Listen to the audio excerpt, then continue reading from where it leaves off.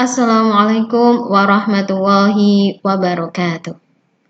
Anak-anak soleh dan solehah, pada kesempatan ini mari kita belajar materi lebih dekat kepada Allah dengan mengamalkan sholat sunnah.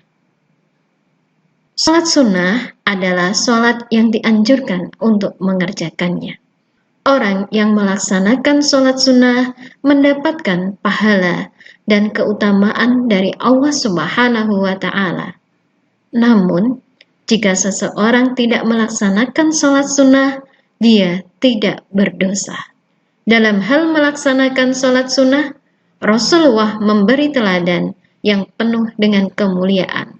Beliau selalu mengerjakannya seperti sholat-sholat rawatib, sholat duha, witir, dan sebagainya.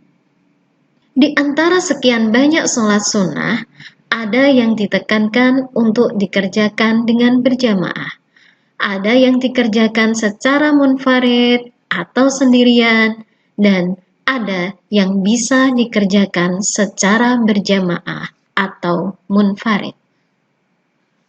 Sholat sunnah yang dikerjakan secara berjamaah, pertama, sholat Idul Fitri. Kedua, sholat Idul Adha. Ketiga, sholat kusuf atau gerhana matahari.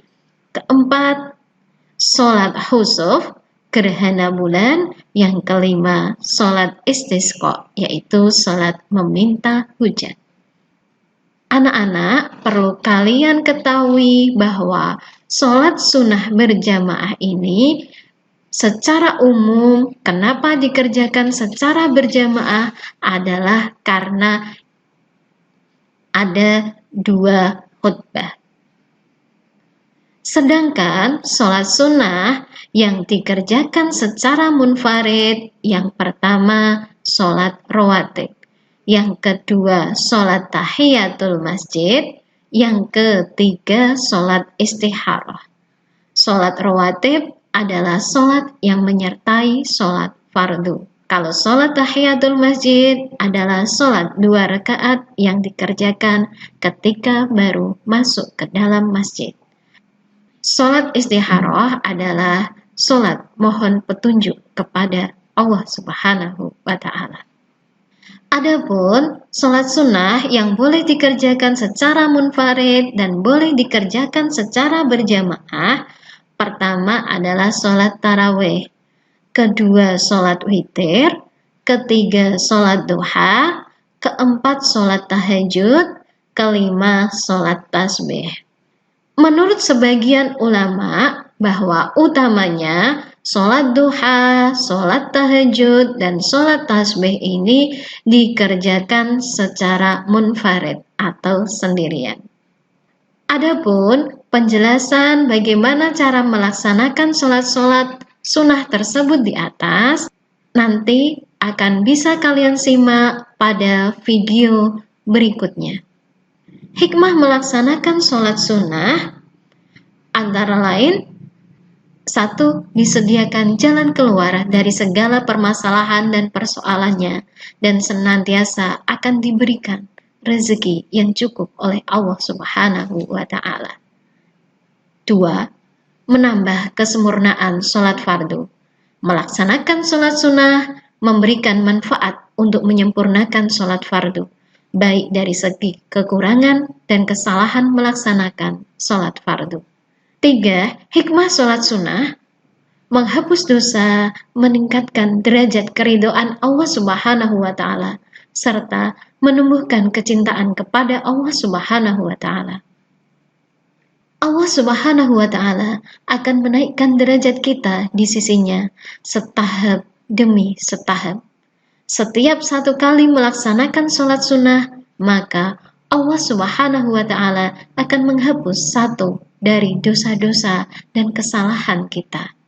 Ini merupakan bentuk ridho dan cinta Allah Subhanahu wa Ta'ala kepada hambanya yang selalu mengupayakan untuk dapat melaksanakan sholat-sholat sunnah.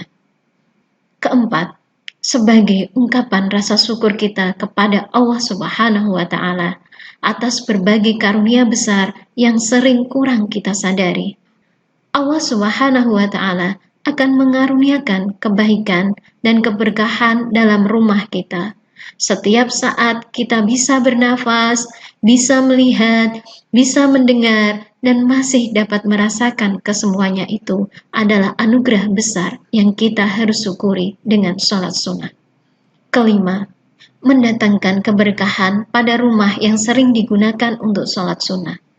Sholat yang dianjurkan dilaksanakan berjamaah diutamakan dilaksanakan di masjid. Sedangkan sholat sunnah yang pelaksanaannya secara munfarid atau sendirian sebaiknya dilaksanakan di rumah. Walaupun apabila dilaksanakan di masjid juga diperbolehkan. Hikmah sholat sunnah yang keenam, hidup menjadi terasa nyaman dan tentram. Bekal terbaik di dalam menempuh perjalanan ke akhirat adalah dengan ketakwaan. Sedangkan aspek terpenting dalam mewujudkan takwa adalah dengan sholat, terutama sholat sunnah sebagai ibadah tambahan. Anak-anak soleh dan solehah, demikian uraian singkat yang dapat saya sampaikan. Semoga bermanfaat dan berkah untuk kita semuanya. Wassalamualaikum warahmatullahi wabarakatuh.